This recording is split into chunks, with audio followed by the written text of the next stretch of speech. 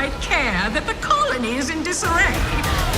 We didn't come to Arcadia to get bogged down in pointless warfare. We came to spread freedom and liberate resources for profit. But this pesky Earth Directorate agent is mucking things up. They're not alone in doing so. And they think they can just choose how things play out.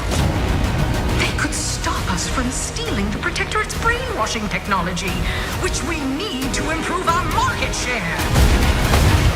What if this stranger aligned with the Order and that world computer of theirs? That could be the key to closing the rifts that threaten the colonies. So, you see why this menace must be wiped from the face of existence. Or, better yet, brought to our side through the power of capitalism. Now, let's get out there and buy our way to victory! I'm yearning and yearning for you. My heart and revel in you. Every last bit of my way, every last bit that I'm paid, every last bit that I save is intended for you.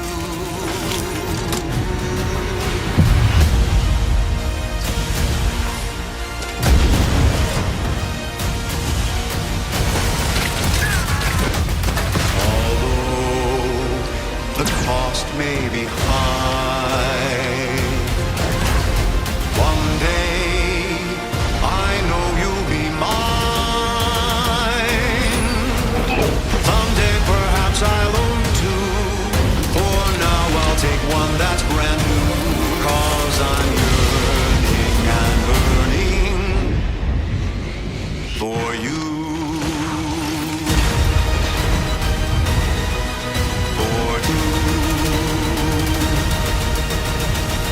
An adventure made for capitalism by capitalism.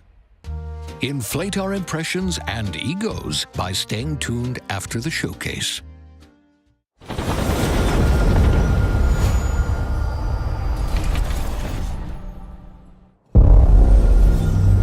World premiere.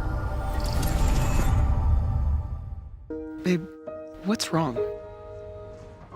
I'm sorry. I've just been so depressed lately.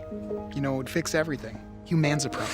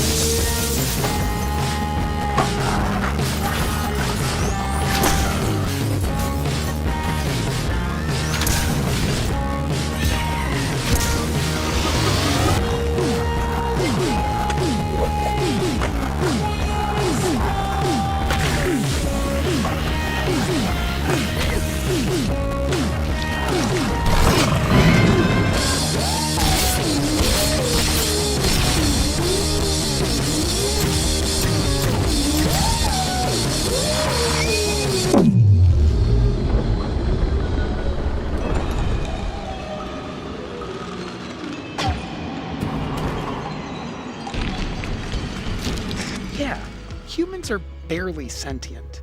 Scientists have done studies, and their brains are like half the size of ours.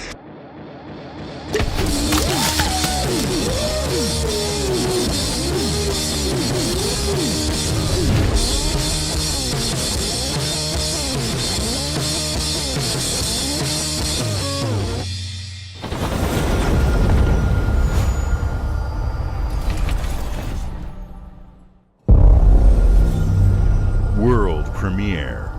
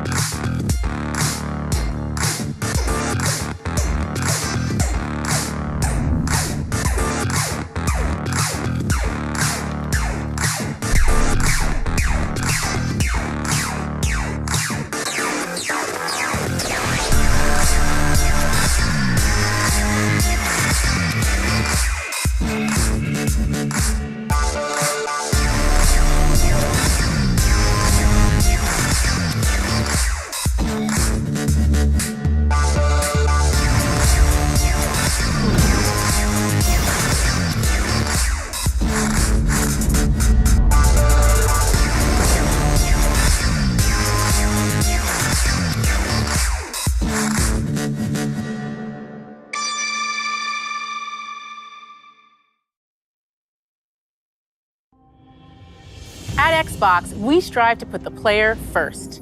And that's what you've seen from us over the years. We've led the industry with backward compatibility. We championed crossplay and cross-progression. We deliver Game Pass, first on console, then on PC, and with cloud gaming. So what's next? How can we give you even more freedom, more choice, more ways to play? Our next step is to unify your gaming no matter where you buy or play. So we're building an Xbox experience designed for players, not locked to a single store or tied to one device. The Xbox Ally is an Xbox you can hold in your hands, bringing together the power of Xbox and the freedom of Windows. On this Xbox, you can play games across your entire library, including all the Windows PC game stores, from Xbox and Battle.net to Steam, GOG, and Ubisoft Connect. And the highly anticipated Hollow Knight Silksong will be available at launch and in Game Pass when the Ally releases later this year. In fact, every new game you see in today's show will be playable on the Xbox Ally. We have always wanted you to have the unique experience of Xbox on any screen. That's why we're investing in Xbox Play Anywhere. Whether you're playing on console, PC, smart TV, or any Windows handheld like the new Xbox Ally, the Xbox experience roams with you.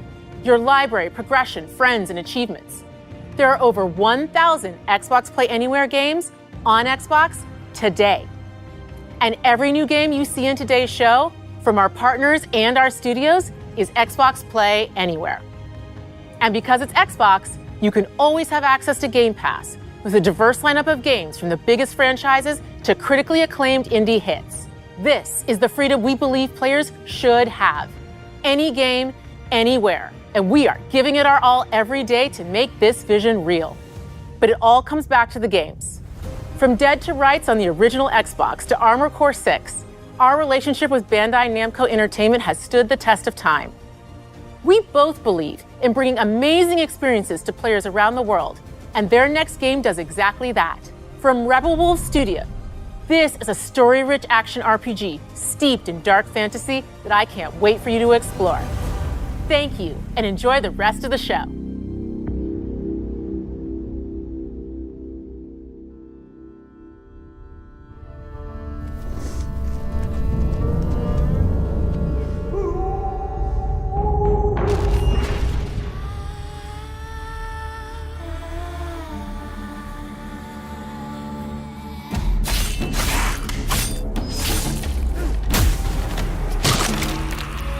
Monsters have always been here, watching from the shadows. And when we were at our weakest, they came out into the light. We feared for our lives, but we should have feared for our souls instead. The vampires didn't come to kill us. No, they came to rule. Turn us into mindless, docile cattle. Not me, though. They tried to change me into one of them. But I became something else instead.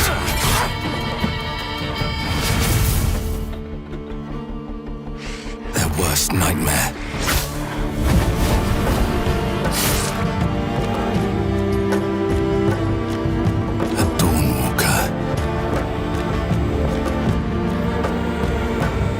Trapped between the two worlds, fighting to even the score, fighting to understand the evil behind it all. He is out there, watching, seeping into you, growing.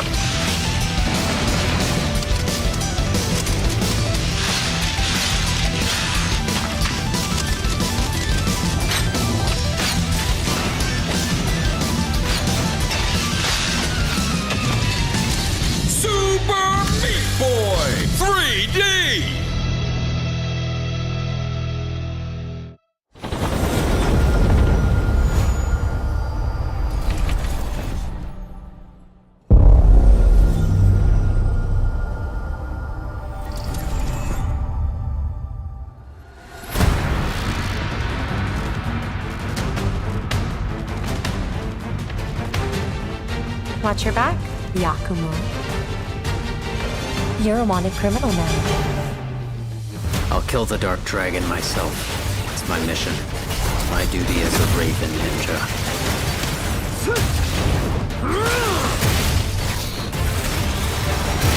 Breaking the Dark Dragon free has its consequences.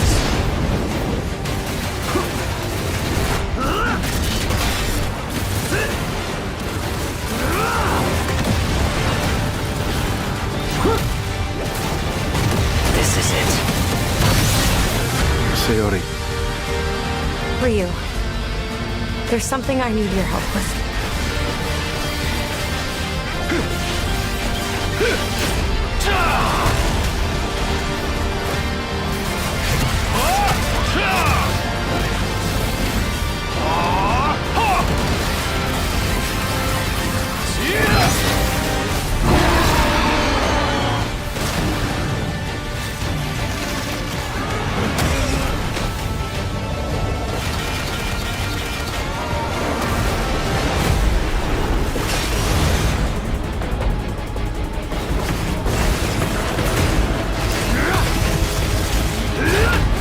Dragon is mine.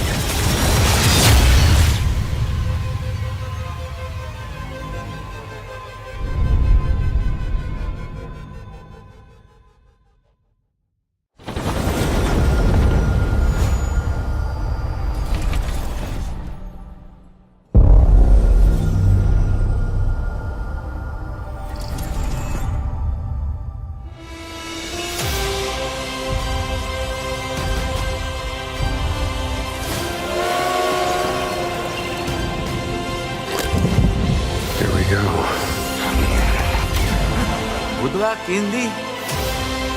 What are you doing, Jones? Are you crazy?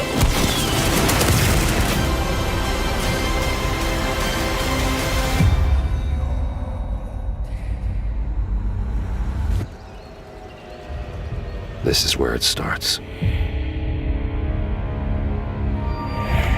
Beneath the streets of Rome. Enter the city of Antioch. Find a secret relic. Bring it back to the Holy See.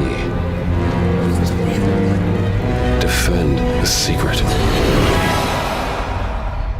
They worshipped the giants.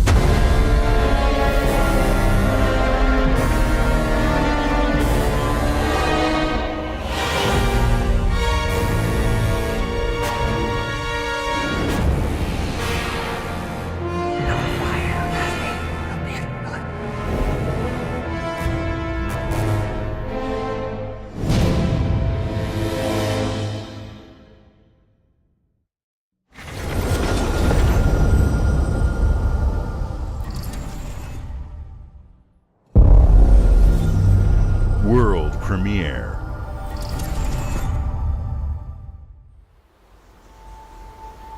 遥か昔、この国に輪廻の獣が現れた。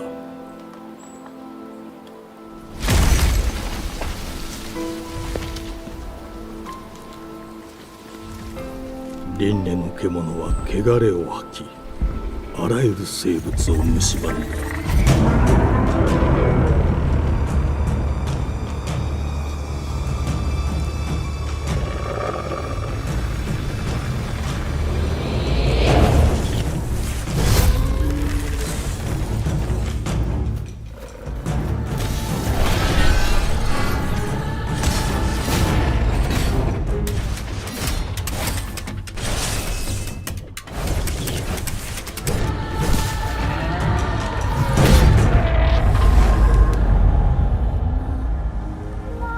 西暦4026年、人類は滅亡を待つのみ。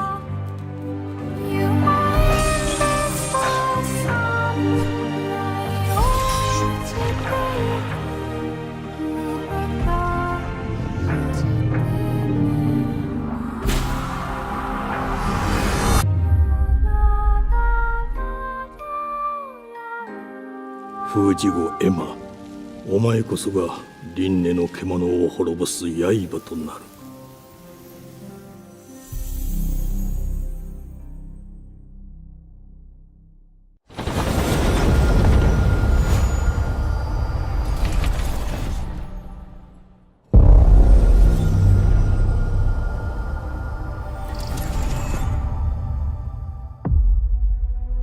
The glittering streets of Avalon sure do shine. Because they swoop their filth down to us. Get your paper in! Who's for a paper?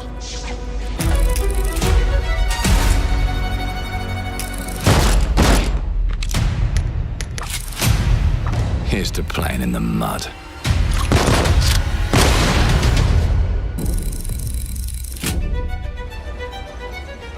Life here ain't for the soft-hearted. You will be paying me back until you fucking rust. It ain't for the spineless. Keep your filthy pickers off me! And it sure as shite ain't for the decent. That's a clean sweep for one of There has been a crime! Justice itself has been affronted! I have been burgled! Lord Griswick. Retold! Yes, I got that part. Do you know anyone who might wish you ill?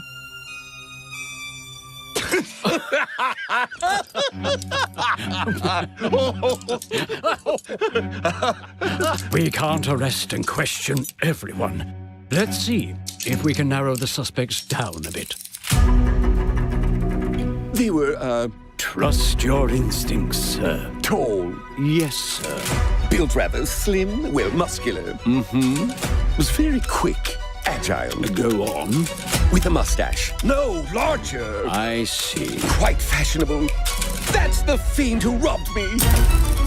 They got my good side this time. Breaking in is the easy part. Your brandy, sir. Getting away with it is the real trick. These candlesticks ain't gold. Worthless and dull, just like you. Nah, I have a customer. How can I help you? I'd rather talk to you, Errol. Sounds like I'll get a better deal. You talk to me first, and him never. Got it? Uncle's a bit touchy, ain't he, Errol? Touchy? I say you touchy! There. Anything else you'd care to say to Errol? Brains. If I hadn't seen it with my own eyes, I wouldn't have believed it. Round here, it's all sharp edges, empty pockets, and blood on the cobbles. Goodbye, Silas. No, no! I'll hurt you, you fucking meatsack! I'll leave you with a pissing bed of peaches! You'd either got a gang at your back, or a knife in it. We're family here. Family takes care of its own. Can't put a price on that, can you? Them's in charge. They don't keep order. They keep power. Take this thing into the crucible and melt it. They just want us beaten, broken, and too scared to fight back. I don't want to kill him! That's why it pays to be clever and well-armed.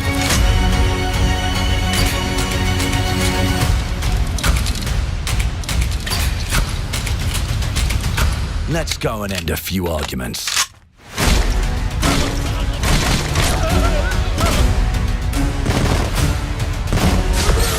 Don't get cocky. They've got a weapon far worse. Time. And if they can rewrite history, they can rewrite us. But look who just found Mummy's keys.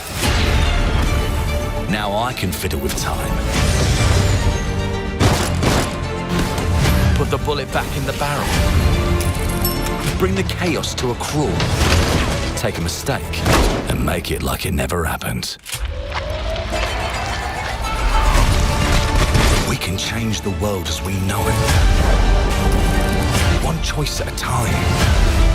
And I can even go back and change the past to change the future. And let me tell ya, the hunters don't like it when the rabbits got the gun.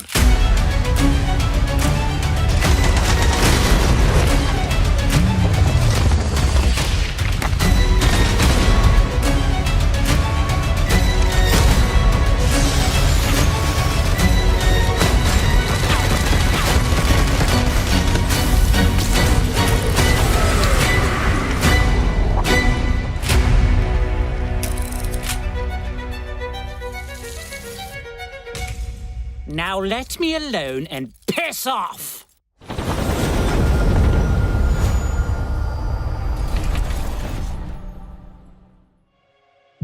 Our creative teams are dedicated to bringing players award-winning, record-breaking, critically acclaimed games. Call of Duty, Black Ops 6 from Activision, Doom, The Dark Ages from Bethesda, Diablo 4, Vessel of Hatred from Blizzard, and Avowed from Xbox Game Studios. All of our teams across Xbox First Party are shipping their most played games ever, and they're also delivering more content than ever before. From original single-player experiences to vast online worlds, our teams are empowered to build the games they've always dreamed of.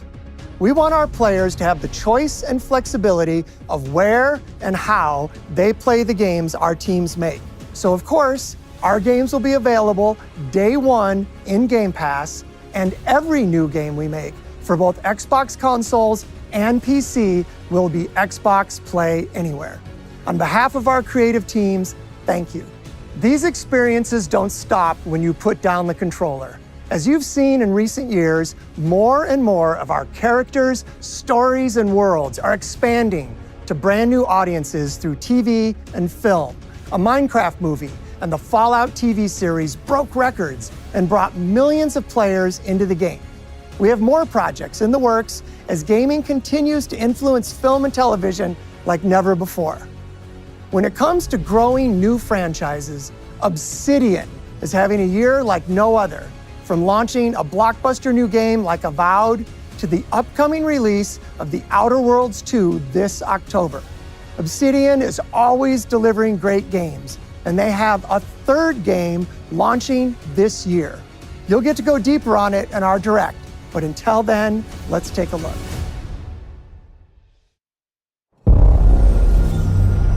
World premiere.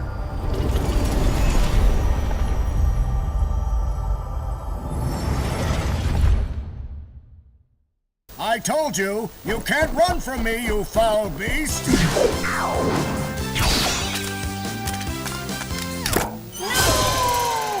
With new flexible legs, the yoke girth action figure can ride anything! Breaking news. There's been an explosion at Brook Hollow Park. Chaos descended on a ceremony commemorating the 2-year anniversary of when 4 teenagers were miniaturized against their will and left to fight for their survival in the backyard of a deranged scientist. Formerly evil company Ominent Practical Technologies was set to dedicate a statue of the 4 teenagers, fast food science robot Burgle, and Dr. Tully when an explosion erupted. Dr. Tully and the teenagers' current whereabouts are also unknown.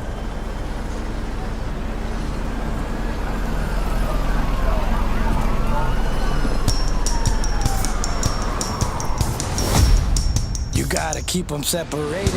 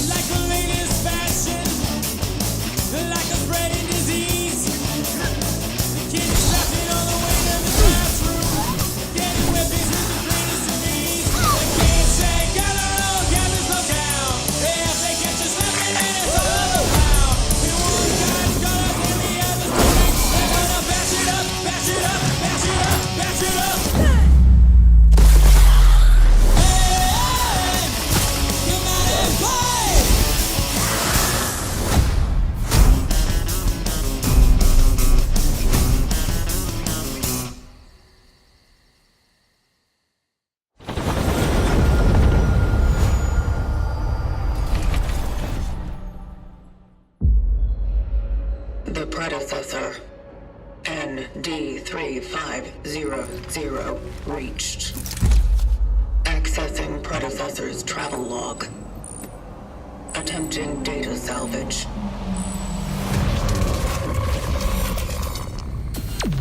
I have encountered an unprecedented orphan. It was in a state of suppressed recomposition. The behavior pattern of the orphans populating the area is highly unusual.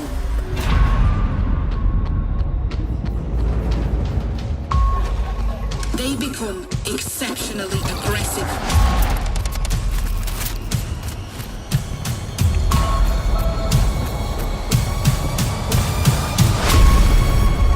It is highly recommended to proceed with caution.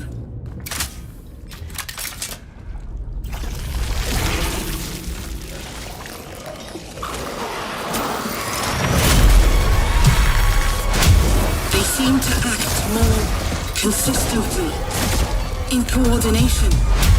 Destroying the nest is now a priority.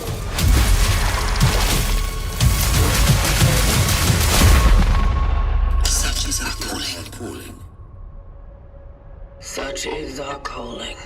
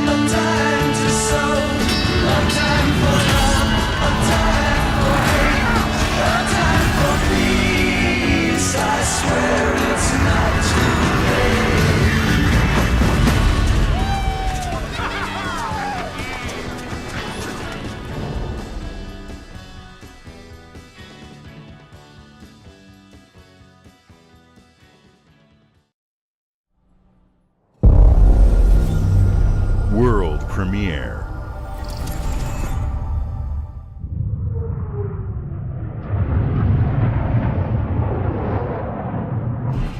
Mayday! Mayday! Code 1 to mission control, we're falling!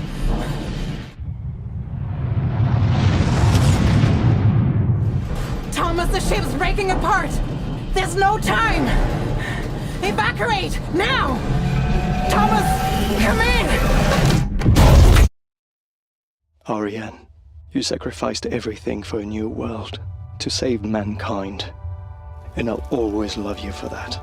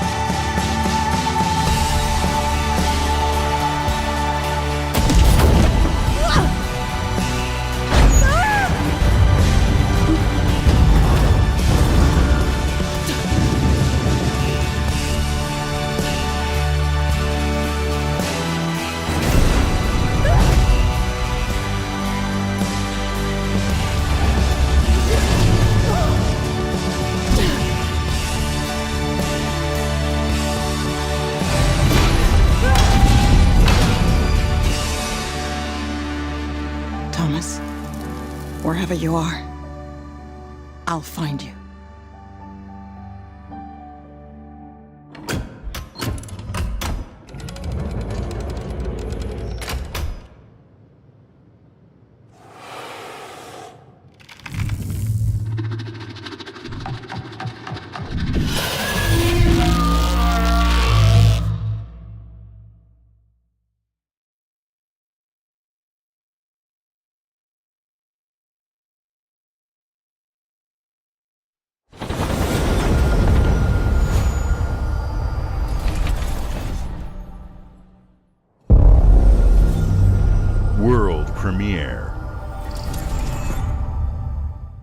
Welcome to England, Mr. David.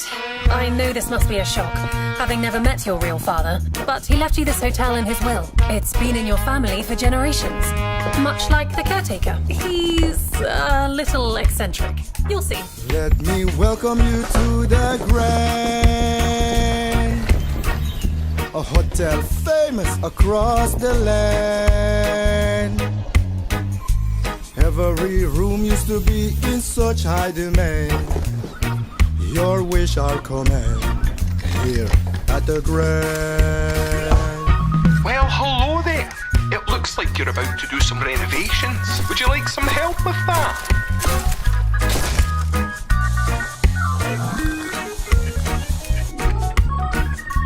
So, my father was renovating the hotel when he disappeared? Not just the hotel. He was helping the entire village. You have his power tools.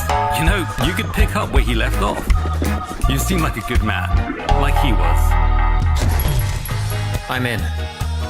They don't suspect a thing. Just make sure the locals don't get wind of what you're really up to. Because if they find out, they will wicker man your ass. You keep looking into things, and things are gonna start looking back. Don't make the same mistake your father made. In this place, the only one you can really trust is me.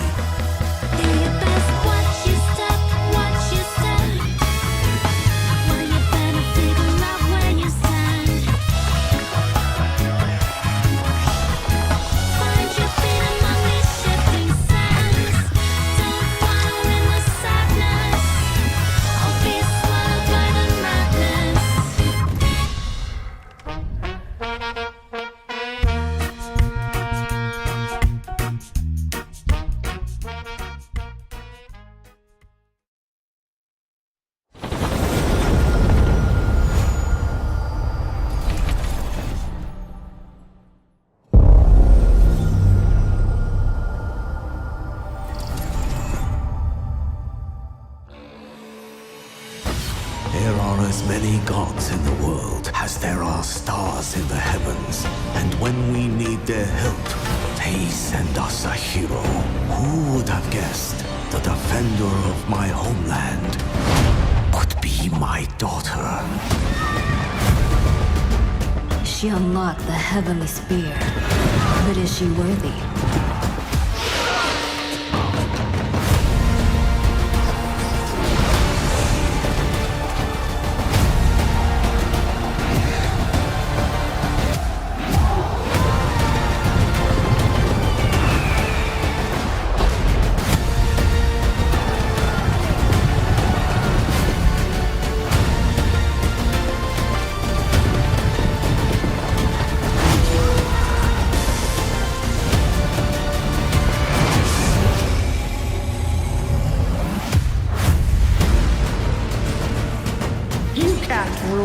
If the heavenly spear is mine.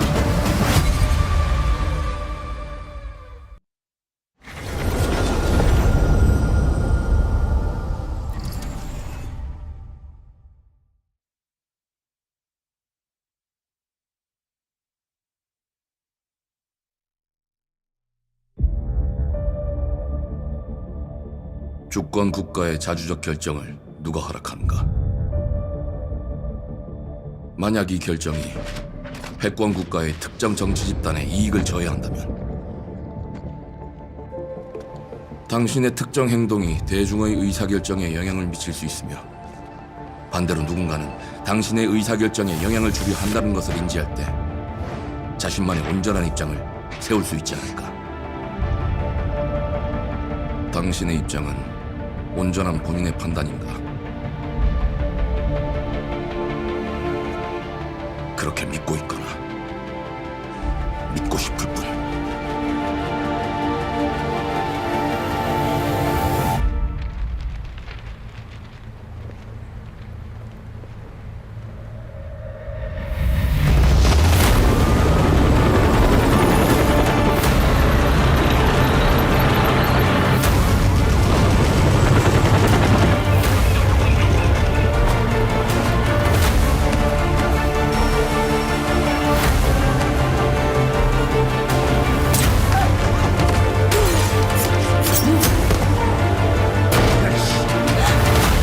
당신은 무엇 때문에 분노하는지.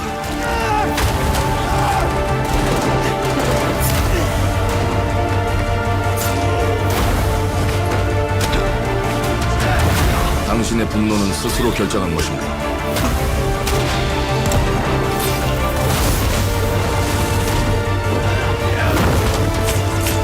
누군가 당신의 분노를 이용한다.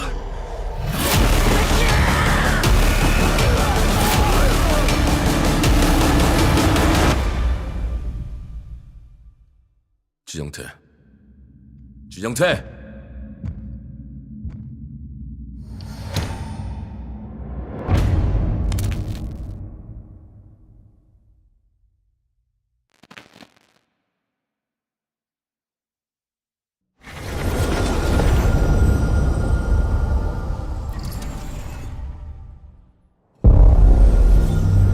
World premiere.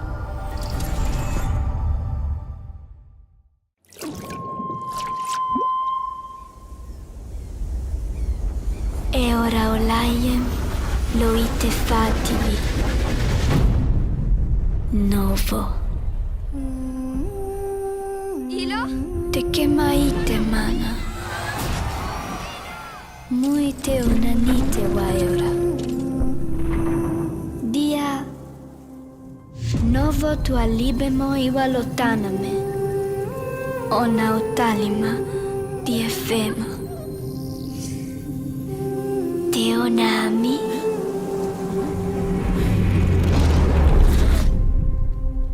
Toma tua calio, terali.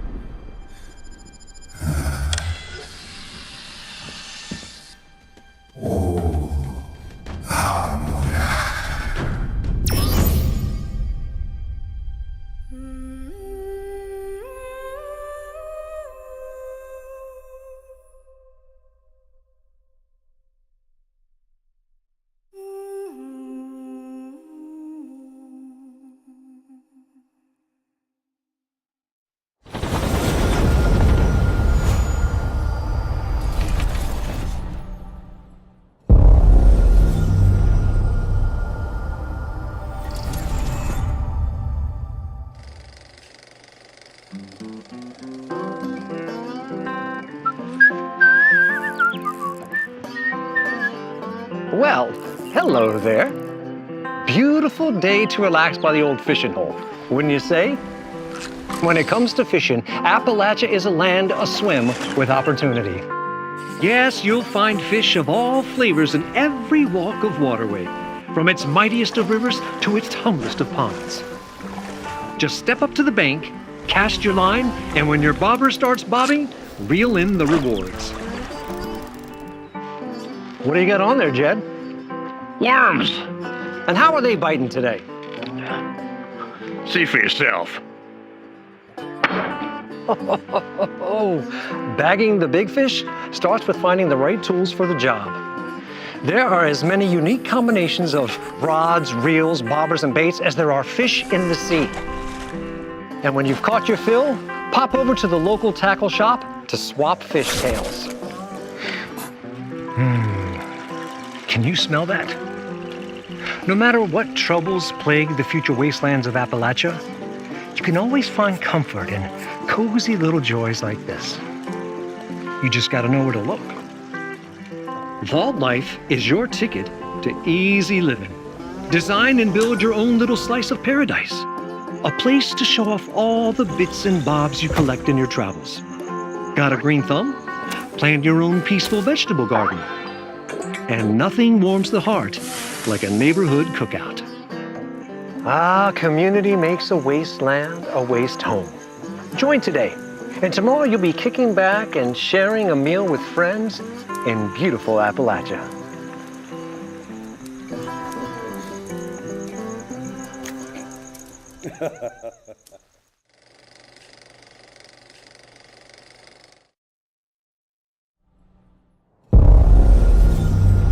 World premiere.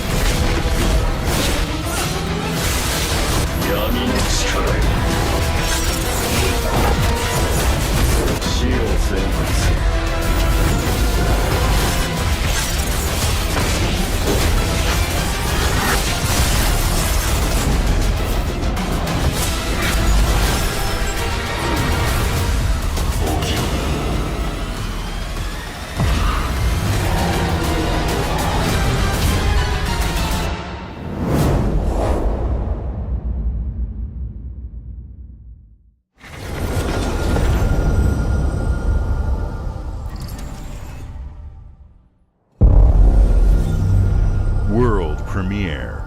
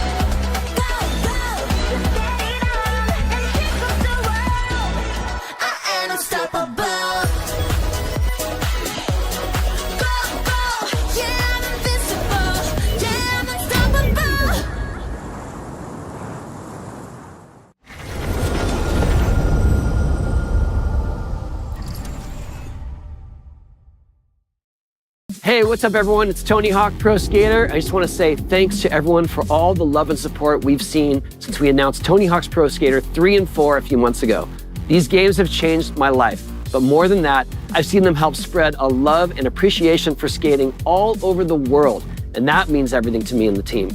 I can't wait for you all to experience the game. It's been rebuilt with so much care and attention to detail, with some brand new parks, new music, new skaters, and more. And you can enjoy it all with your friends with up to 8 players in multiplayer. Tony Hawk's Pro Skater 3 and 4 officially drops July 11th, and we have a lot more surprises to come. Check out the launch trailer now.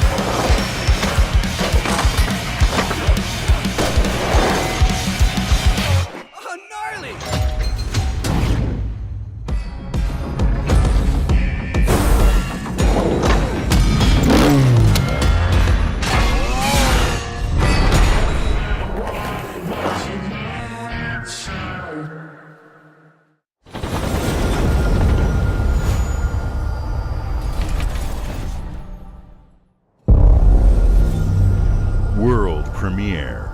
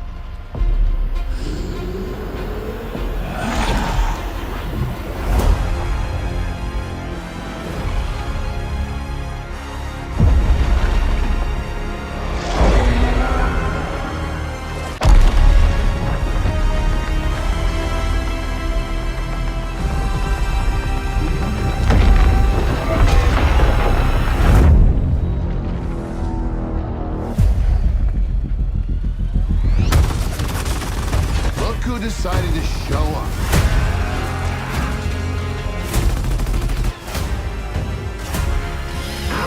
It's game time, baby! You think you can still find your way back home, Phoenix?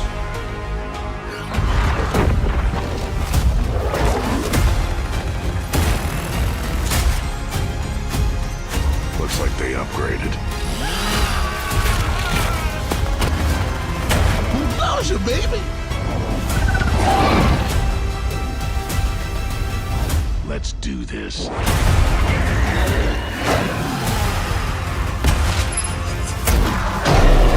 This is gonna be awesome.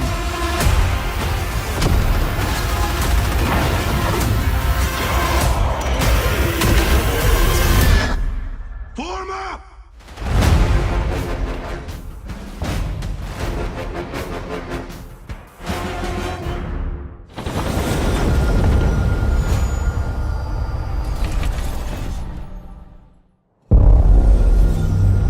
World premiere.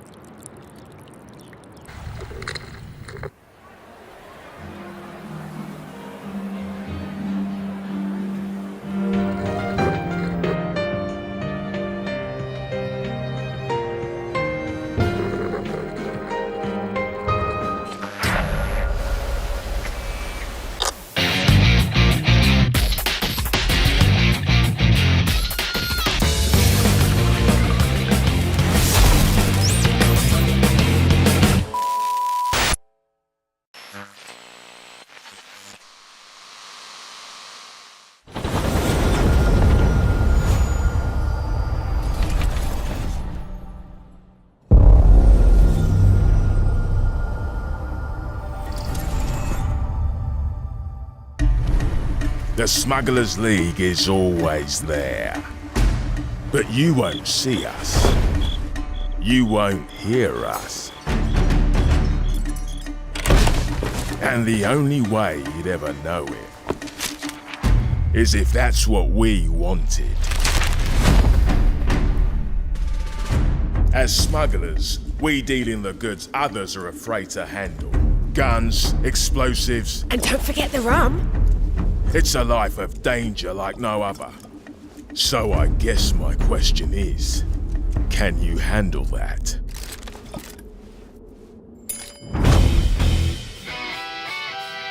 Getting your hands on gold is one thing, but you should know that this is what we're really after.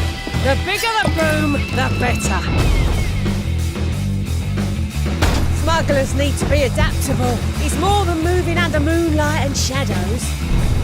You should be ready to take advantage of others' misfortune. Stealing, of course, is always an option. Just do whatever it takes to get the job done. You are pirates, after all. Welcome, my friends, to the Smugglers League.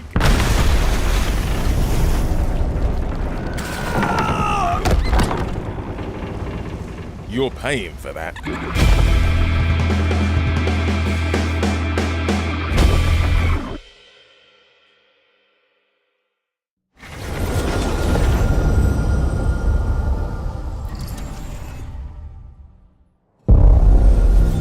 World premiere. Hope you're not in a hurry because northbound is backed up all the way to 18th Street. And the southbound ain't looking much better. So you might This is ridiculous. Please, come on. Are you one of them? You're here, but it's right.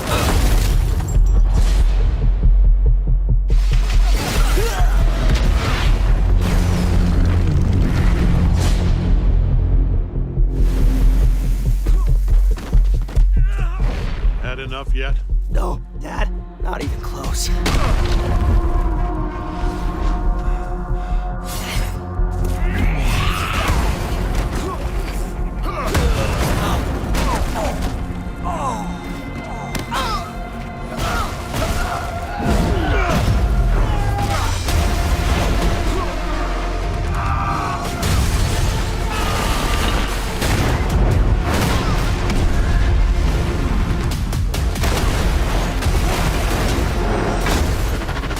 I hoped you'd understand why I had to do this. Accept our rule, or die.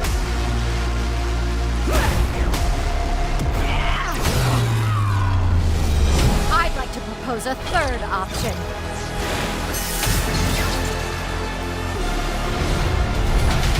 I'm not your son anymore! I'm the guy who's going to throw you off this planet for good.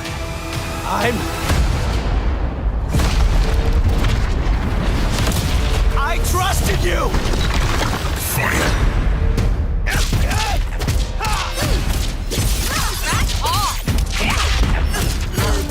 Ready to bleed? This is over.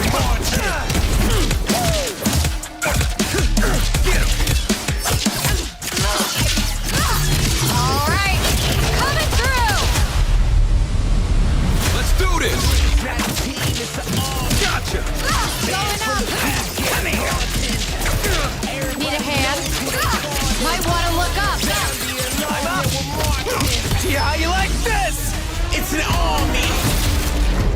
I am ending you. I see it all now.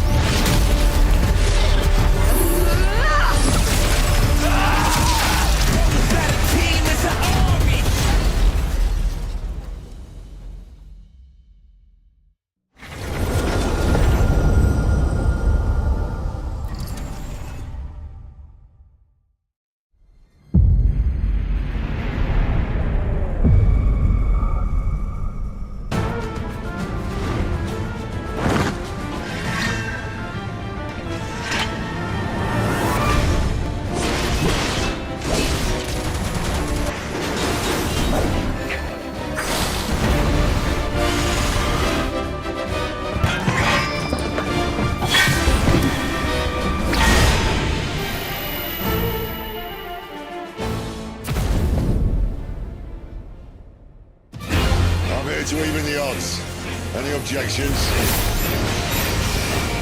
Know your place, little lamb. There's no one to save you now. You will answer for what you've done! Our flames are our own, and they burn as one! Come to me, Ifrit!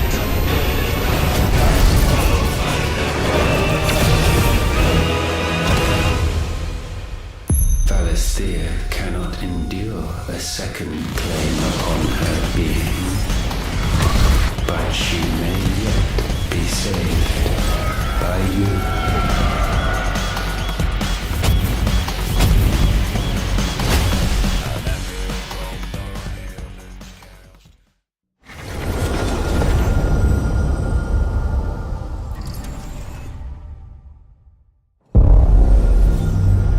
World premiere.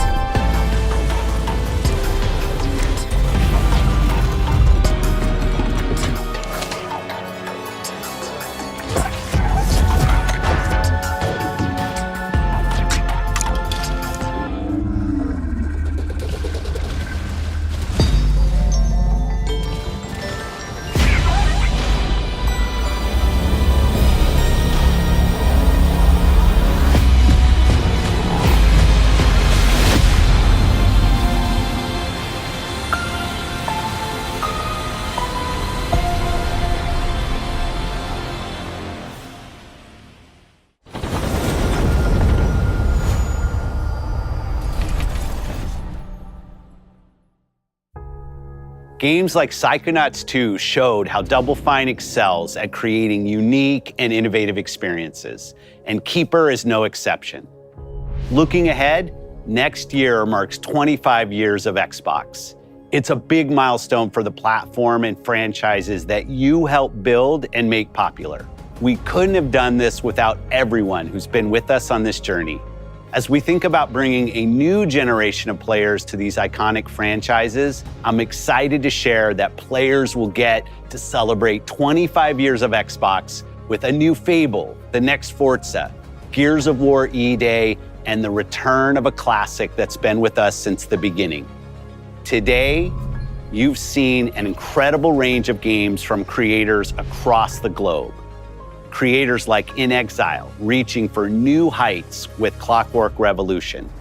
Sluggerfly, making Team Meat's modern classic platformer into 3D. Square Enix, bringing more of the critically acclaimed Final Fantasy franchise to our players. And Team Ninja, returning to the beloved series they debuted on Xbox.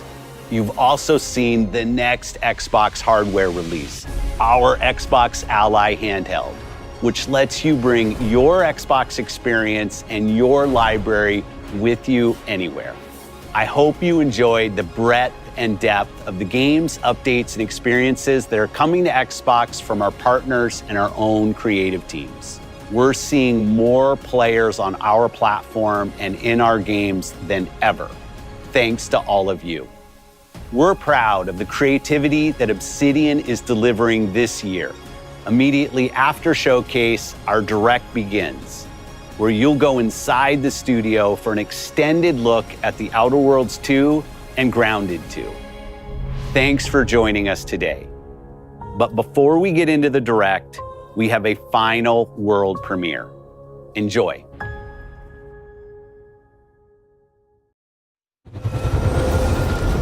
World premiere.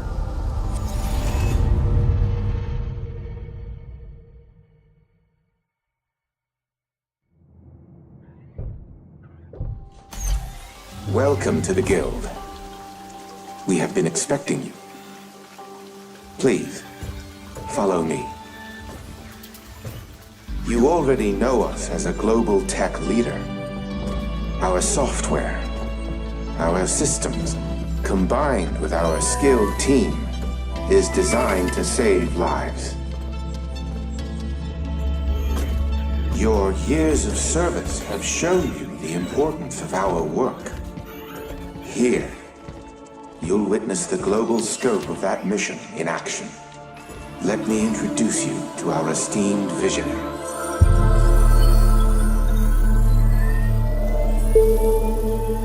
For too long, we have been bound by outdated systems, accepting limitations instead of redefining them. The Guild is safeguarding tomorrow, now. We are pioneering the future of protection worldwide. Our advancements are designed to elevate everyday life, reshaping the future of technology on a global scale. I'm Emma Kagan, CEO of the Guild.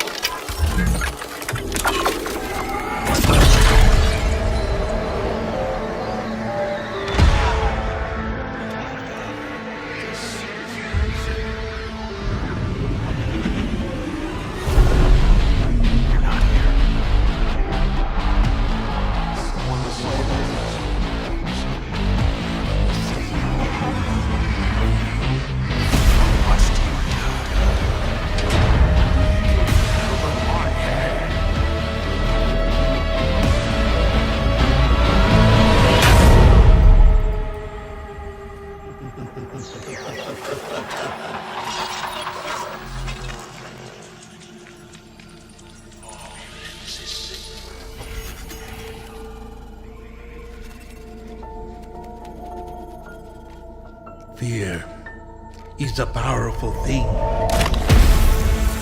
David Mason. Menendez.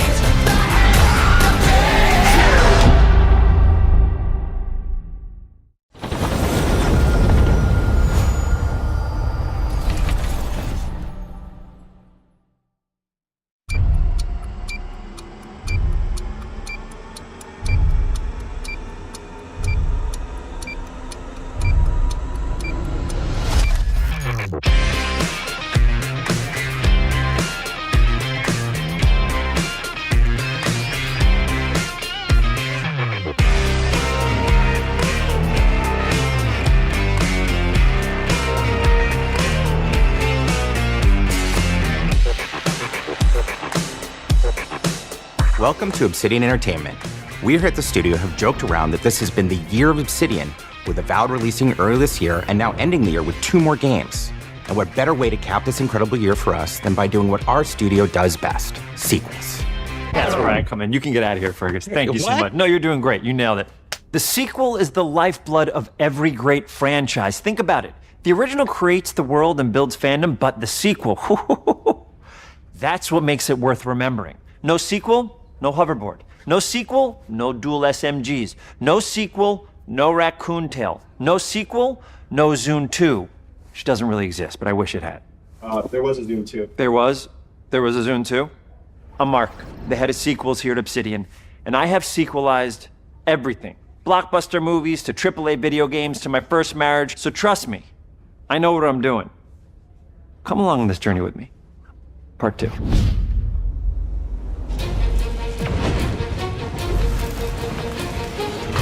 Let the killing commence.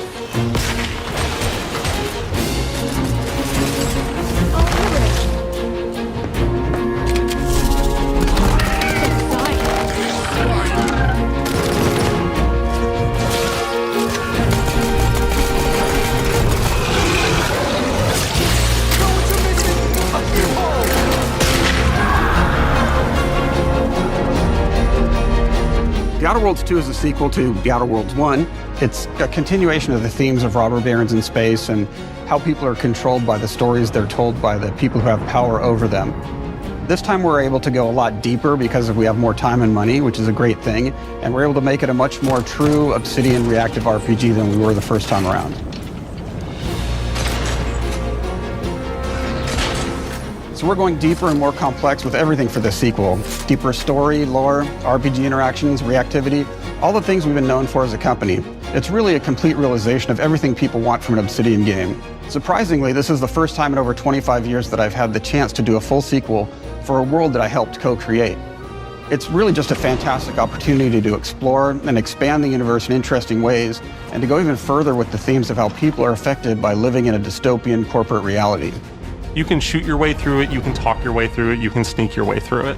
And so no matter what kind of playstyle that you like, this is just an awesome franchise and an awesome game to jump into, even if it's your first one. The first Outer Worlds was a great base to start from, as it has all the elements of a great Obsidian RPG. Interesting characters, deep worlds, important choices. In the Outer Worlds 2, not only did we want to double down on those elements, but we wanted to give players even more of it. We've also put a lot of investment into skills and traits that impact things like combat, conversations, and areas that we call RPG interactions, which are the part of the world where players can use their specific skills, perks, and backgrounds to solve problems in unique ways in our new, bigger worlds.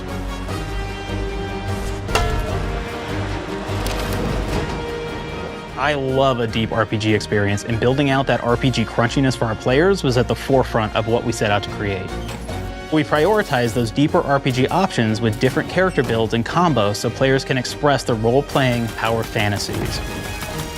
We also have different equipment options for different playstyles and different companions with different abilities.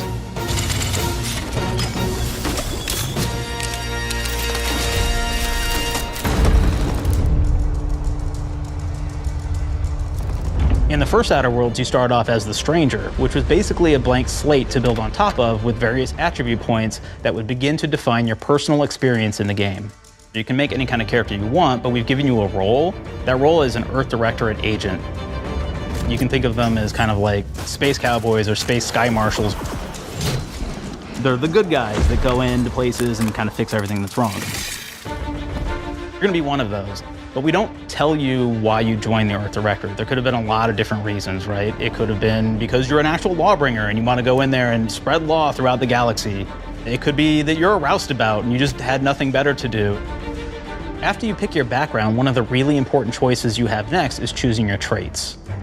While we had attributes in the first Outer Worlds, we've leaned into traits for the Outer Worlds 2, which are these big changes to your character depending on which ones you pick. So it could be something like Brilliant, where you can tag extra skills and you start getting extra skill points. And that's obviously really great if that's how you want to build your character. You can also go and do something like Lucky, where you get extra critical chance, and you also get a lot of really cool options throughout the game as well. Of course, we brought back Dumb, so players love the Dumb option. Tell me, do you believe in signs?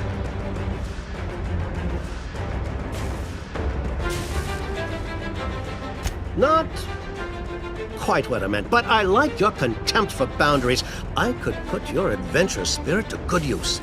And you get like lots of really cool, fun conversation options in the game, but we took that even further. And again, there's lots of elements in the game where you can be dumb and use that for something. It could be something as simple as banging on a machine to get it to work.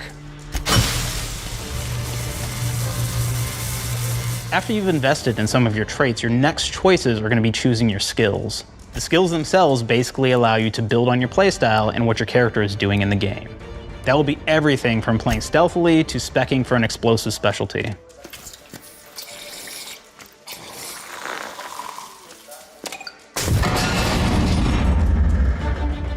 throughout your entire journey, your character continues to change with the different choices you make. In the Outer Worlds 1, actually had more skills than we have, so we condensed them down to really the core and essence of what we really wanted there.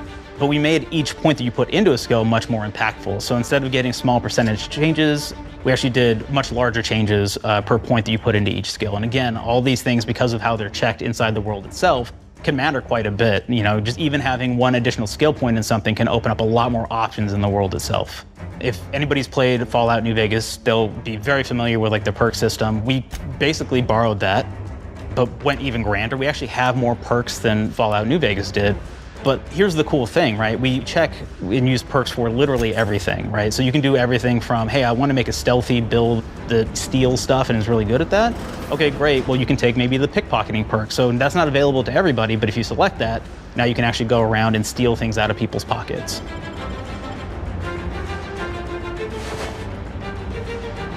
There's another perk called Heavy Handed, right? Where say you're a melee person, what this does is now your power attacks that you use actually knock people down.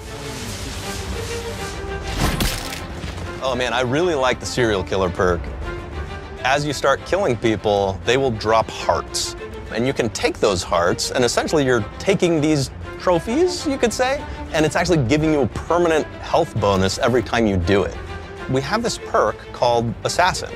Now, this is an early game perk that you can take, which every time you stealth attack an enemy, you're actually going to get a movement bonus for a certain amount of time.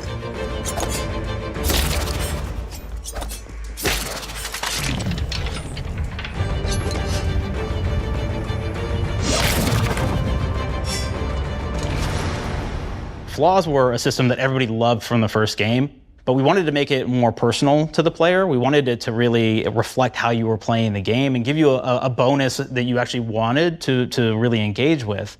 With the flaw system returning, we knew we needed to go bigger, better, and more real than ever before. So, we turned to the team. And I told them, no bad ideas. Give me what you got. Okay, we need more flaws. We need them to be real. I want to put them in the game, so give me something. Inspiration, what's wrong with you? Oh, I have bad knees. You got bad knees? They hurt when you walk a lot? Yes. When you walk too much, they hurt? No cartilage. Sounds boring, makes you sound like a boring person, but it's in the game. I know it. It's a good flaw. What about you? I like to take small things sometimes. So you're stealing? No, I'm taking. When do you give them back? I don't. Claire? Claire, you shouldn't be stealing. What are you doing? You shouldn't be stealing, Claire. Tiny crimes. Tiny crimes? Do you hear the second part, though? It's a crime. Well, You're stealing. Claire, that's wrong. You can't steal things, okay? But it's an amazing flaw, and I'm putting it in the game. But you're a bad person. And are you the one that took my stapler? do you need it? Yeah. Give it back. Okay. Please. You, what do we got? Flaw. I like to stare at the sun. How long did you stare at the sun? Just lunch break. An hour? Oh, I only get 30. You guys get an hour? I get an hour. An hour. Oh. Makes me feel energized. How many fingers am I holding up? 3? No. Anything else? We'll put it in the game. We'll put it in the game because I feel bad for you. Anything else? One of my favorite flaws is something called bad knees. It will actually give you the option to take this flaw that'll make it so that you move faster throughout the game.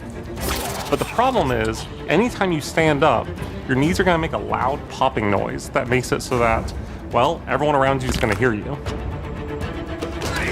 There's one called Kleptomaniac. This is really interesting because what it does is when you steal something, you can actually sell it for more bits than normal. And like that sounds really great. The drawback is sometimes when you're looking at things in the world that are owned by somebody else, you'll automatically steal them. So you have to be very careful about how you use them. One of our more wacky perks is the Sun Gazer Flaw, and it just gives everyone cataracts while playing their game. So everything becomes like light shafts and blooms and hazes, and makes the game pretty unplayable if you happen to choose that perk. If you happen to be the type of player that habitually reloads your weapons like I do, well, you'll be offered the flaw of overprepared. Now, you'll get larger magazine sizes on all of your weapons, but if you ever fully empty your magazine, you're gonna take a debuff for a while.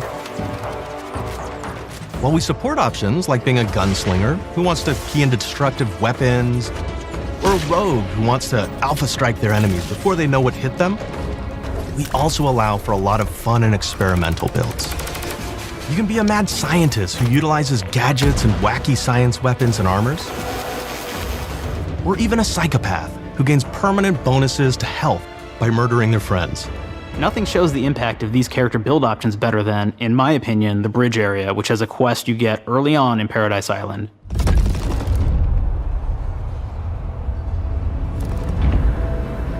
Not only do you kind of encounter this very early, and it's a very core one to the story, but it really expresses our philosophy of allowing the player to solve problems in a bunch of ways.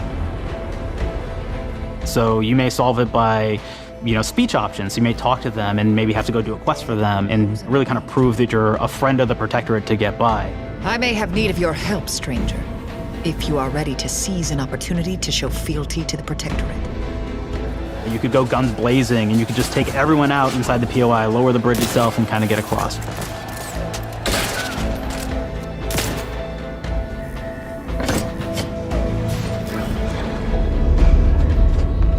You could sneak in, lower the bridge, and then actually sneak in under the bridge to get over to the other side.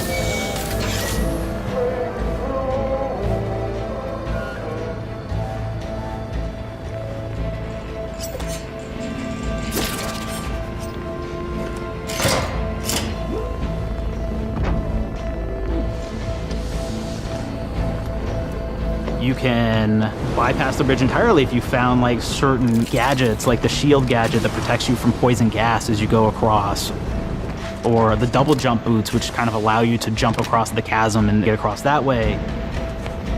There's even a really kind of messed up way, right? Which is players can actually sacrifice one of their companions. Their companion who they just found is part of. We're no different than the Vrees if we start tossing our own to the Raps. I sure as law ain't gonna follow someone who can't see the wrong in it. I must admit I'm surprised we could come to an understanding. But I thank you for your loyalty, stranger. As promised, you shall have clearance to cross this bridge. It's such a fun quest, but again, it really showcases that we want you to be able to solve this in whatever way you want to. When you build your character your way, we're there for you. We really want you to have the experience that you want to have out of this.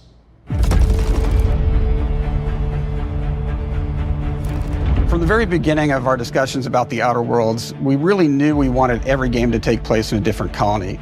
This lets us expand on all aspects of the universe. Every colony can be its own thing with its own flavor, and we can center them around anything we want, any ideas or setting we're interested in.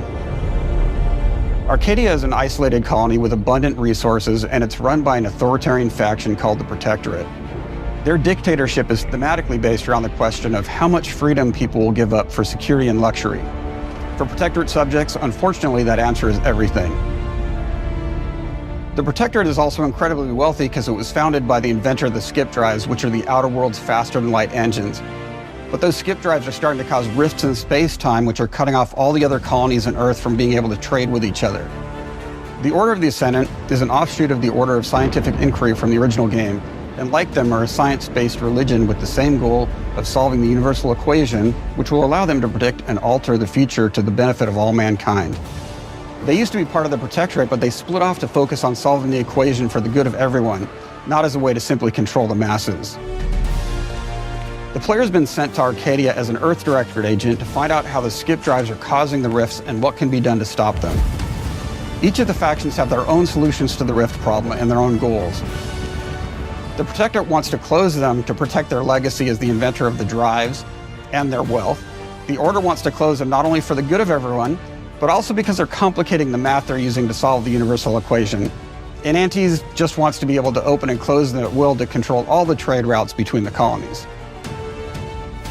In addition to expanding the themes and lore of the Outer Worlds, we're also expanding the humor, so each faction has its own flavor of absurdity. Anti's Choice is a merger between Anti-Cleo and Spacer's Choice from the original game, and there are corporate representatives in the Outer Worlds too. They've invaded Arcadia to liberate their resources for all of humanity, at a profit, of course. One of my favorite things from Fallout New Vegas is the radio system. It was just iconic for me, and I wanted to make sure that the Outer Worlds 2 had that. So we actually built out 3 different radio stations, one for each of the major factions. You also have a ton of music. Each station might have I think 20 tracks of unique music that we've made for it. It's a lot of stuff. But the really cool part about this entire thing is that we actually put a lot of reactivity into the radio. So it will respond to the things that are going on around the world that you've been interacting with. So if you go into a location, let's say you solve a problem for the Protectorate folks, if you listen to the Protectorate radio station, they're going to be cheering you on as a hero. Wonderful news, everyone. The Zeranium gas leaks at the Automech repair facility, strongly believed to be caused by Auntie's choice malefactors, have been corrected. Some hotshot for hire just managed to fix the electrum leak in their repair facility. Now, I'm not saying we caused it in the first place, but we sure like the idea of all those broken auto mechanicals and all the excessive gasping and choking involved. The factions and companions are great examples of how we're going deeper and more complex this time around. They're integrated into the game's storyline much more than we did on the first Outer Worlds, and like with everything else in the game, they have a lot more reactivity. There are 6 companions in the Outer Worlds too. As usual, each has their own quest lines, but this time they are also connected to a different faction and have character arcs that the player can affect through their choices. Your first companion is Niles.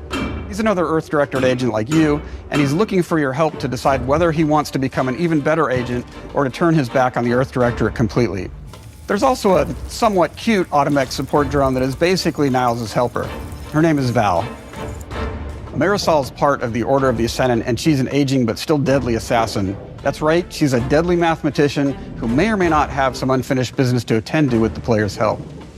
There's also a cultist named Azza, who is part of a sub-faction that worships the rifts, and in her case, violence in general. You can choose to either turn her away from overt violence or support her chaotic and dangerous tendencies. At one time, Auntie's Choice had a program to graft soldiers with animal parts to make them more formidable. Unfortunately, it didn't quite work, and most of them are now dead. There's a combat medic who survived, however, named Inez, and she wants the player to help her fix her graft, among other things. Finally, there's Tristan. He's a protected arbiter who is judge, jury, and executioner all rolled into one heavily armored package. It is your choice to either help him judge wrongdoers or show him what true justice looks like. We definitely have reactivity in the game based on how you've been treating your companions. I won't reveal the end of the game, but let's say if you have not been treating them well, you will find out at the end of the game what that means. Companions are a very, very important part of merchandising, because that's the real beauty of the sequel. We're talking merch, baby. It is the lifeblood. It is what fuels us. Do you want to see some of my ideas? Hop, hop. Check this out. Gen Alpha loves body pillows, especially ones that look like human beings for some reason, right? Who needs a significant other when you could have a knife-wielding space psycho up in your sheets, huh? What do they do with them when they get them, huh? Maybe a little napping, maybe a little snuggling, maybe a little nut.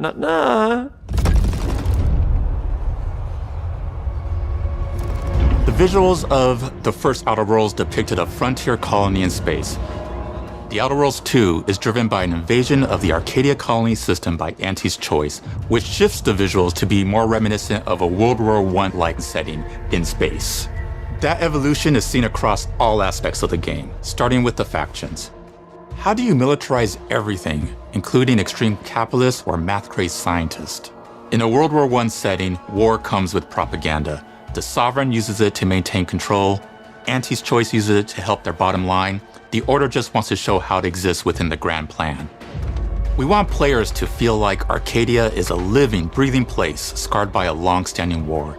Fairfield, one of the first towns you encounter, was once under Protectorate control, but has recently been taken over by Auntie's Choice. They don't just occupy the town, they rebrand it with their signature style, repainting buildings, posting guards, and adding propaganda-based holograms featuring Auntie and the Moon Man. Showing the towns evolving after the invasion helps us push immersion for our players. One of our priorities in visually realizing the world of the Outer Worlds 2 was making sure everything is clear and recognizable from the player standpoint. We want to make sure each faction has a particular look and design. So when the player is running across these vast, different environments and landscapes, they're recognizing the motifs and visuals of who they're talking to, what they're going to be talking about, and how that progresses throughout the story. The first Outer Worlds was really about the player interfacing with corporations. And while we have that in the Outer Worlds 2, we really want to express not just the corporations, but how the player interacts with other facets of the world, like government entities or religious structures. And then we elaborate on those. With larger environments, we wanted to encourage exploration by improving player mobility across the board.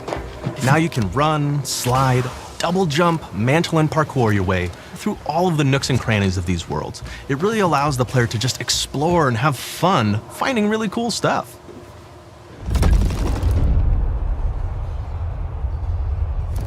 We've aimed to make everything in the Outer Worlds 2 better from top to bottom. The RPG elements were the start, but that's touched our story, our art, and especially our gameplay.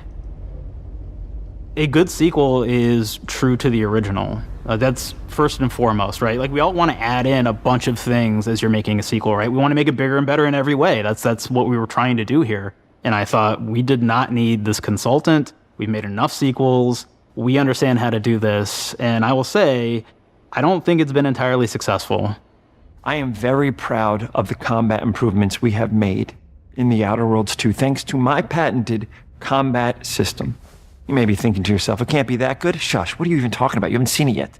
Watch this. Put a helmet on, because I'm about to blow all of your minds with my COMBAT system, combat system. My name is Mark, I'm the head of sequels. Shall we begin? You're thinking, what's C for? C. Capitalize the fact that the people loved the first game. We're gonna take those people, we're gonna make them buy the sequel, giving out pounds, pounds, pounds. Quick ones, ha, ha, not you, Dan. Here we go. What comes after C? O. Optimize for player satisfaction. I am terrified of online gamers, okay? I wanna make them happy, so let's, okay? All right. Mobilize the players so they're ready for that sweet, sweet pre-order. Clap with me. Sweet, sweet. If you don't have rhythm, Brandon, just say it. Sweet, sweet pre-order. Everybody has a different rhythm, and it's blowing mine. And here we go.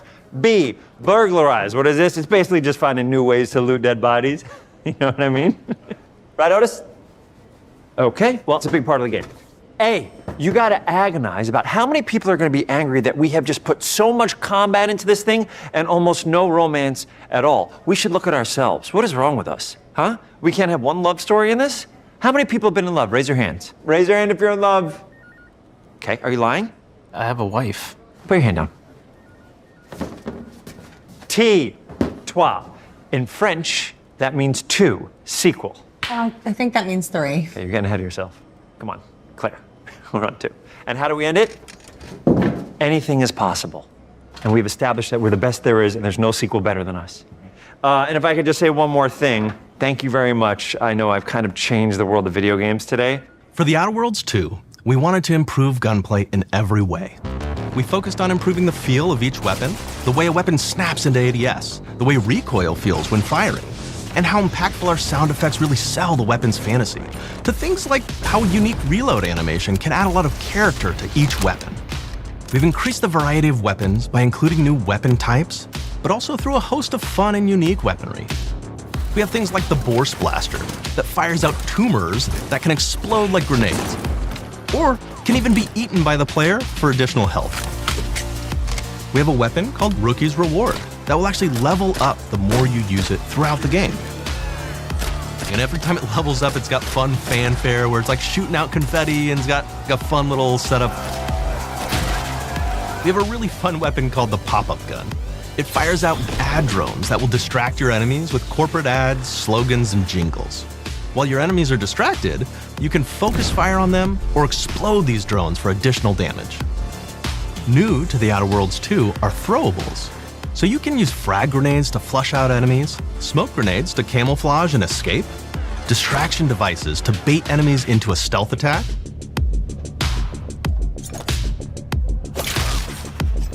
and even science grenades that will levitate enemies, allowing you to fire upon them while they float helplessly.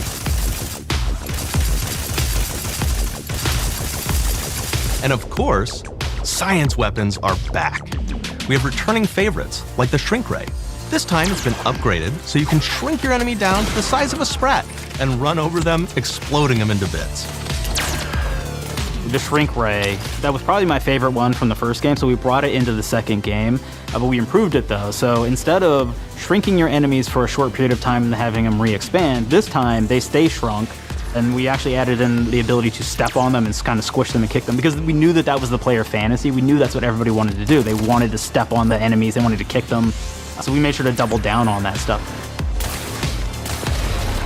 In addition to things like our returning favorites, we also have some really fun and unique new science weapons. One of them is called the Armageddon. This one's really cool because it actually shoots out these masses that are like these little arms that will stick to people or cover or all kinds of different things, and they will continue to just hit them until they get destroyed.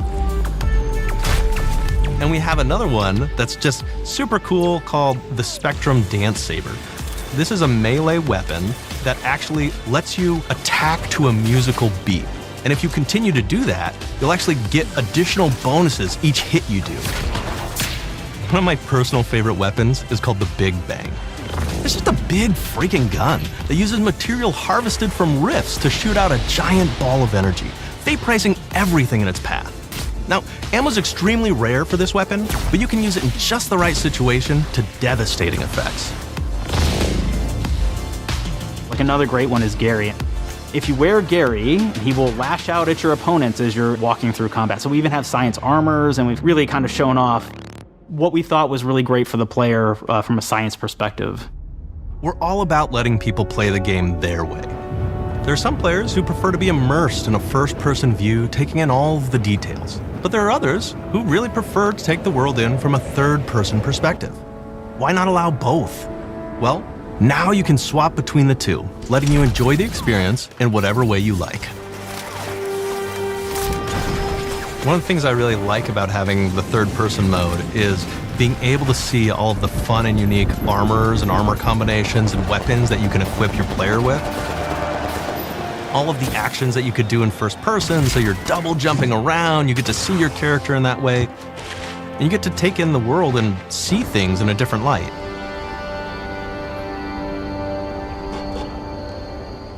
The Outer Worlds 2 is really the biggest game we've ever made. Bigger choices, more reactivity, more weapons, more things to find in each of the worlds the players can visit. The team has done incredible work bringing the Outer Worlds 2 to life, and we can't wait for you to play it. Even though we've always been a multi-project studio, this is going to be the first time we've ever released 3 games in 1 year. It feels amazing to do. We're so excited for more people to be playing our games.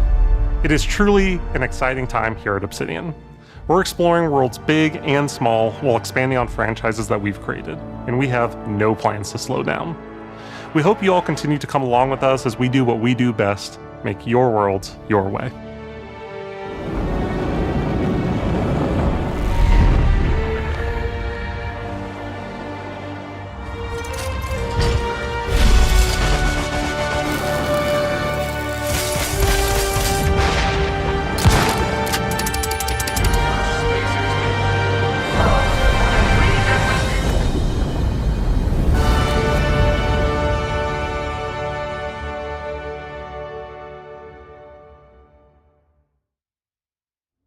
With the Outer Worlds 2, we're all about the best place to play, which is also the promise of Xbox.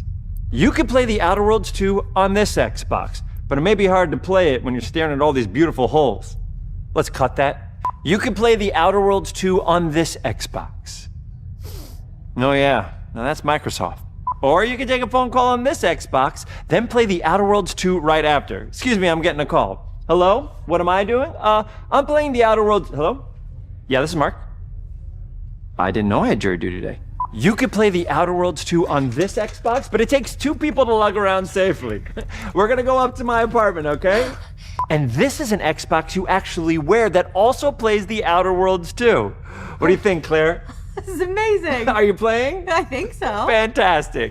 So now this is actually not an Xbox, so you cannot play the Outer Worlds 2 on it. Can't play anything on this. I guess Bread. You ever play Bread where you take it out of one slot, put it in the other? I don't have friends. If you pre-order the premium edition now, you'll get early access, which is like a prequel to the sequel, or is launch the sequel to the pre-order, or like, why are any of us alive at any time? It doesn't matter. Either way, my job here is done. It's time for the Grounded 2 portion of the Direct, which is sort of like the sequel to the Outer Worlds 2 portion of the Direct, which I absolutely just hit a home run with. You know, it's really nice to see my influence go on to other games. Take it away, team.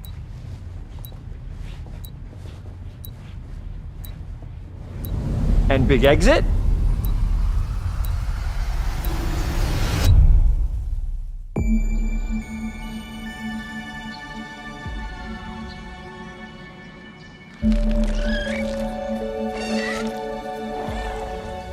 We're so proud of Grounded. What started as a small passion project to make a quirky game where you're shrunk down to the size of an ant, trying to survive in a backyard, grew into something way bigger than we ever imagined. Over 25 million of you jumped in, explored, built, crafted, and fought off giant bugs together. Y'all helped make the entire experience very special to us. The team's been cooking up a ton for Grounded 2, and we're so excited to talk about it.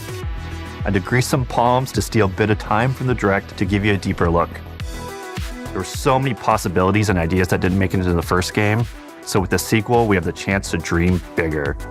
To achieve those dreams, we partnered with the amazing folks at Eidos Montreal. Together, we're taking Grounded from the backyard to an even larger world, the Brook Hollow Community Park. When we started working on Grounded 2, we knew that we wanted to make a bigger world. Fortunately for us, Eidos Montreal became our main partner on developing Grounded 2. They have a lot of similarities to the sorts of things that are important to us at Obsidian. They tend to make very narratively strong games. They make games with really deep characters and great character progression. They make games with great gameplay. Everyone at Eidos Montreal is thrilled and honored to be working with Obsidian Entertainment. Our two studios share a lot of DNA. The same things that are important to Obsidian Entertainment are important to us. Choice and consequences, player communities, and doing justice to great IPs and great franchises. The fact that we're the first partners that they're working with to make a sequel to their franchise feels like we're an important part of their history. The events of Grounded 2 take place 2 years after the first game. The same 4 teenagers are returning. So there's Max, Hoops, Willow, and Pete. They're a couple years older, which means they've gone through a bit more high school, a bit more mature. It's 1992. The world's a little bit different, but we're still in that fun, nostalgic era of the early 1990s. In Grounded 2, we're moving the action out of the backyard and into the Brook Hollow Community Park. Not only is it bigger, it allows us to tell a lot more stories and expand the world of Grounded by exploring what the community of Brook Hollow has been up to and what they've been through. The park overall is about 3 times the size of the backyard, and our initial starting area is actually the same size as the entire backyard from the first Grounded. The reason we wanted to move into a park wasn't just to create a bigger world, but was to give us the opportunity to explore the community of Brook Hollow and what secrets have they been hiding. What we love and what we're excited about in terms of the park is the opportunity to create environments and landmarks that are mundane at normal size, but are colossal wonders when you're the size of an ant. Everything from a giant trash can to a community picnic table or a snack bar. All of these areas come to life in a brand new way. Part of the fun in Grounded 2 is that the park was evacuated really quickly right before our teens were shrunk. And that means that the park has been sort of turned upside down and is in a topsy-turvy state. And that leads to really fun environmental storytelling, but it also leads into the creation of amazing biomes for our characters to explore. One of my favorite examples of this is the ice cream cart. In all of the commotion, the ice cream vendor's cart has been knocked over and its contents have spilled out into the ground. And what this means for our young adventurers is that they'll be able to explore this frozen cave of interesting challenges and colorful Lovecraftian horror. We have one anthill that's actually somebody decided to bury a bunch of toxic stuff in the park. And so there's all these toxic chemicals under the ground. The environment looks very cool and very spooky with all of these sort of chemical pools. And of course, nothing can live down there except for one type of insect, the cockroach. We are oftentimes reinventing environments, and in future updates, you're gonna see a ton of new stuff. You do a lot of fighting against insects of all shapes and sizes. We didn't just want it to look better, we also knew we wanted to add a new layer of strategy. The changes that we've made aren't limited to tuning animations or adjusting attack or defense numbers or making characters or insects move faster or slower. But we did all that too, but there's also an entire sort of rock, paper, scissors strategy involving light attacks, heavy attacks, and blocking. We've also added dashing as a new way to both get out of danger quickly or jump in for a quick attack. And almost all the insects in the game will have these abilities now too. Sort of like a chess match, but one that's super frenetic, looks super cool, and is ultimately just a ton of fun. We're leaning into clear playstyles for tanky warriors, low defense, high damage rogues, effect-wielding mages, and ranged hunters. In the first Grounded, we had mutations, and there were weapons and armors that favored different playstyles. In Grounded 2, not only will there be passive mutations, but there will also be active mutations. And a lot of those mutations support these archetypes. My favorite way to play pretty much any game is chasing after those game-breaking builds. And that's why I'm so excited for what we're doing with archetypes in Grounded 2. I'm all in on the rogue. Now, you can even dual-wield daggers. I've been dialing in this glass cannon build that stacks ambush, assassin, and cardiofan mutations with the wolfbane daggers and the wolf spider armor. It lets me open up combat with massive backstab damage that also inflicts venom. Then, I can use the extra stamina to reposition and try to dodge, rinse, and repeat. It's high risk, high reward, and absolute chaos in all the best way. I'm looking forward to seeing what wild combos the community comes up with and what they inevitably break once they get their hands on the archetype system. It's going to be awesome watching it evolve with player feedback and watching us try to keep up with all of your game-breaking builds. One of the great things about Grounded is the variety of players it attracts, from builders to crafters and everything in between. If you've ever watched me on Casually Grounded livestream, you'd know that I'm neither. I am a murderer of insects. Personally, I prefer the term harvester. I love going out, hitting things, and bringing the materials like insect body parts back to my friends to use. This way, we keep progressing and playing together. We're also trying to make sure that armor and equipment are easily understood by the player, especially when they're playing co-op with their friends. It was really, really important for us to deliver on all of that for the bigger space and experience, because that was the only way we could truly support the feature the community has been asking for since the very first Grounded release. Mounts.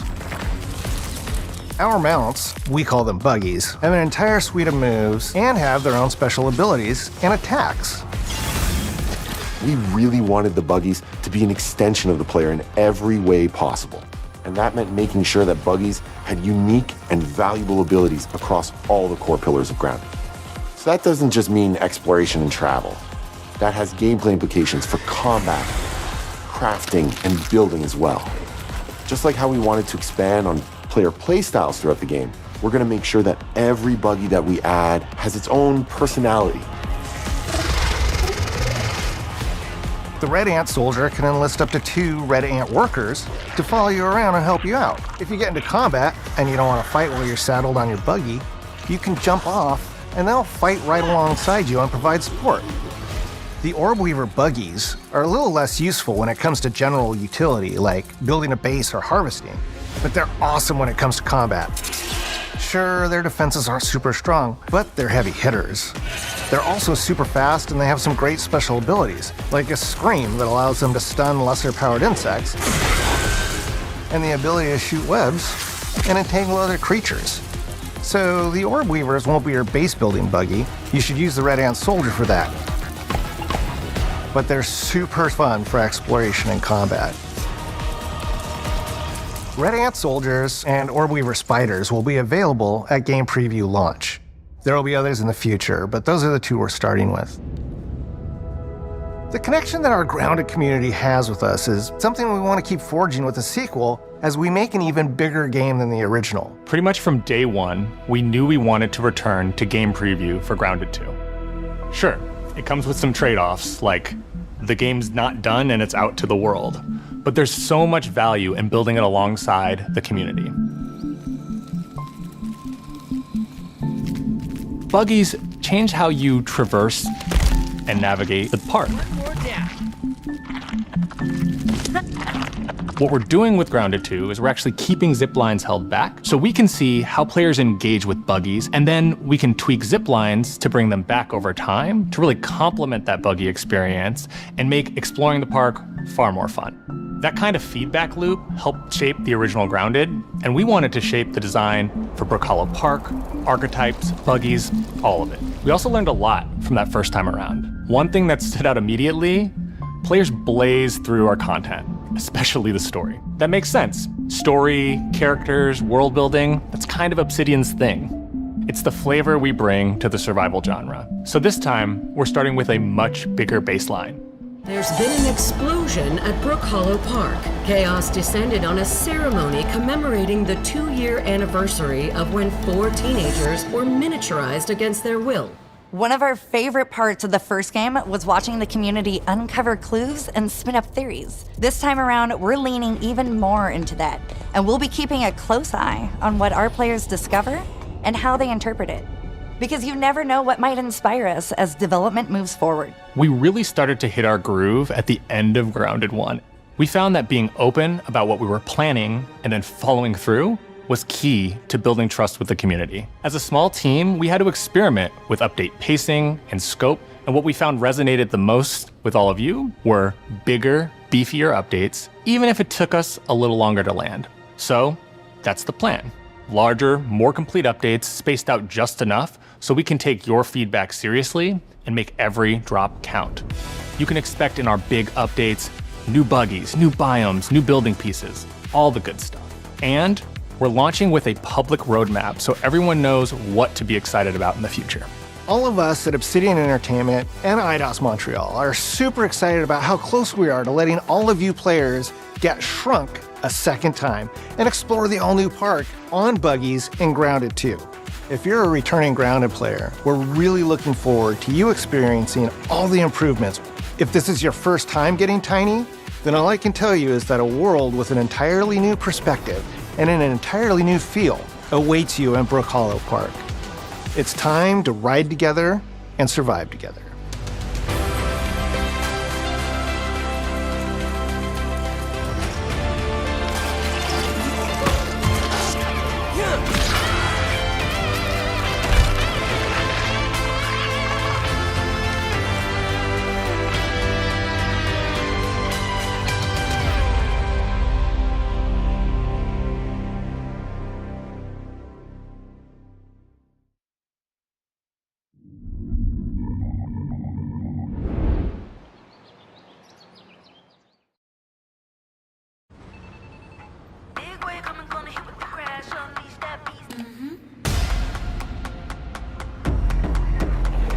We have been expecting you.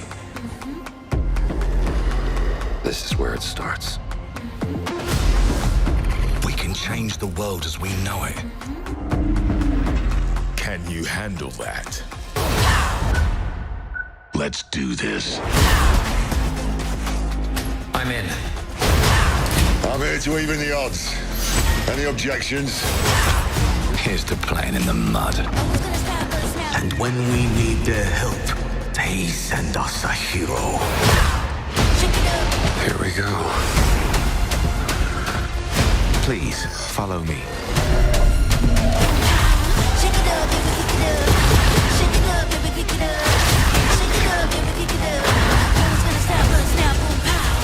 Well, hello there. It looks like you're about to do some renovations. Keep your filthy pickers off me! Do you think I care? This is gonna be awesome.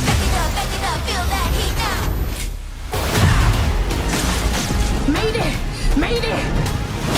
Hold on to mission control, we're falling!